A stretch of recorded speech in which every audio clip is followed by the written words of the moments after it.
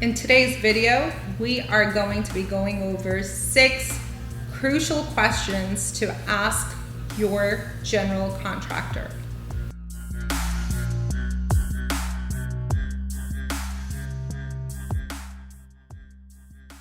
Question number 1. How does the GC manage their lien waivers? Now, why is this important to you as an owner? 1, Texas has loose lien laws. Something that you've already paid for, as far as in the pay application, may not have been paid, and you may get stuck with a lien that you've already paid for, and now you have to fight it legally and spend more money. Another reason why it's important is because a lot of times GCs don't have a streamlined process of actually managing lien waivers. So what happens is, even though they're paying their direct subcontractors and obtaining lien releases from them, they may not be paying the third tier vendors, which are lower tiered vendors, such as their other contractors or people they're purchasing materials from. So having all of those lien releases is very important. And if the GC does not have that systems in place and they're only obtaining subcontractor waivers without getting the third party, you may be in trouble. Question number 2. Does the GC have a pre-qualification process in place for their subcontractors? Why is that important? A lot of times GCs will bid your project based on the lowest price that they have received from the subcontractor. Now, that subcontractor, 1, may not have the manpower to finish your project, 2, may not have the financial capability to finish your project, or 3, may have excluded some items which are very important to have. And 4, they may not be able to do that type of project that they're bidding because they're not, they haven't done the same type of projects, or they don't have the manpower, like I explained. So it is very important that the GC has a pre-qualification process of pre-qualifying their subcontractors. So you want to ask that question: what is your pre-qualification process like? Question number 3. How does the GC perform QA, QC on your job site? QA, quality assurance, and quality control.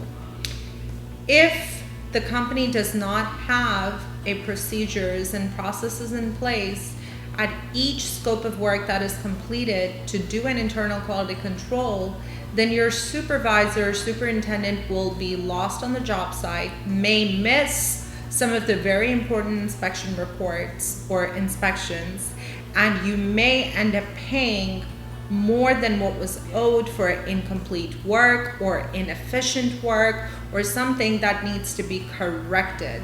So therefore, having a list of very detailed internal quality control inspections is very important. So ask your GC, what is your inspection or internal quality control inspection look like?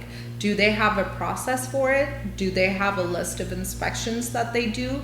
Ask them to send you a copy so you can look at it or review it with them in your next meeting. Question number 4. What is their project kickoff and project closeout process? Why is that important? Starting a project on the right foot is very important. There are various items that goes pre-construction, and if your GC is lost pre-construction, your project will not be correct during the course of construction. Pre-construction project kickoff is very important. Ask them that question. And then project closeout, what is their process for that? If your project is not closing out correctly, if they don't have a list of punch lists, if they don't have a list of warranties, there's so many things that goes into closing out the project. If that is not there, your project will never be completed and you will not get that occupancy permit and just be dragging your feet.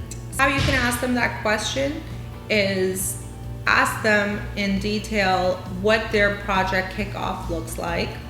Have them show you if they have a process flow chart for their kickoff and closeout. Also, see if they will be doing a pre-development meeting, or I would say pre-construction meeting for this process with the city to find out what all inspections will be for that project and that city. Question number 5. How do they document their lessons learned on their previous projects, and have they made improvements from their previous projects? Why is a lesson learned important on your project, and why should you worry about that? Because keeping a documented lessons learned from previous projects will help your project. How? The company can see where and what problems occurred on previous projects and how it can be avoided on your project. Also, you can Excel schedules based on historical data and see where and which division things were missing, and how on the current projects or new upcoming projects the company can actually expedite your schedule, make improvements on future projects and things like that. How you can retrieve this information is you can ask your GC that you are interviewing for the next project and would like to see their lessons learned process. You want to evaluate how that lessons learned process is being utilized within the company. Is it being shared company-wide? And what type of lessons learned are being documented? Question number 6. Does the company have standardization processes within the company? Many times companies are being hired based on their previous experience, or they may be within business for the last 100 years or so. It may not be applicable because they may be repeating the same mistakes, which are impractical and may not work on your project, or there may be doing things a different way on one project, and on a different site it will be done differently. A company with a standardization processes will always do the same thing on every project again and again. The lessons learned will help them improve on their project, and then within the entire company they will be doing the same updated practices. How you can ask this question is you can ask if they have a process flow charts within the company. How does the company access that? If the team is in Dallas and not in Houston, how would they be able to access those process flow charts? Also, you want to ask them what is their means and methods within each department. Do they even have process flow charts?